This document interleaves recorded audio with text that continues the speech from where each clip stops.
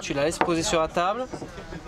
Tu vises un Apprendre à petit peu. tirer à l'arbalète ou avec un arc, c'est l'un des meilleurs moyens pour trouver de nouveaux soldats et archers.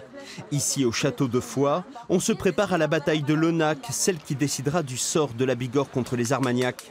Le comte de Foix achètera même des mercenaires pour gonfler ses troupes. Moi, j'ai le rôle d'un capitaine de compagnie, qui est un mercenaire qui sévit aux alentours de Mirepoix, qui a chassé un petit seigneur local de son château, qui commence un petit peu à piller, à faire la loi là-bas, un routier en fait, avec une centaine d'hommes. Avec la guerre de Lonac, Gaston Phébus a préféré me proposer de me payer pour que je me rallie en tant que mercenaire à ses troupes. Je sais pas. Mais avant le combat, l'attente est longue. Les ateliers et animations se multiplient au château. Une reconstitution basée sur des faits historiques, des détails poussés à l'extrême, jusque dans les coiffes et les costumes. Cette cotte, elle est en laine, c'est du drap de laine, donc avec un tissage extrêmement serré.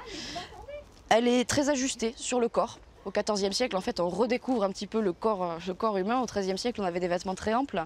Au XIVe, on affine, on découvre les boutons qui permettent d'ajuster vraiment les vêtements. En fait, l'ampleur du vêtement et sa longueur, c'est ce qui va montrer finalement quelque part le statut social du personnage. Ce week-end, le château de Foix a fait un bond au cœur du XIVe siècle. Un plongeon pour les visiteurs dans l'effervescence d'un camp de guerre médiéval. C'est vraiment super bien fait parce que c'est pas du tout commercial. Et on sent des gens passionnés et il y a vraiment quelque chose qui transpire.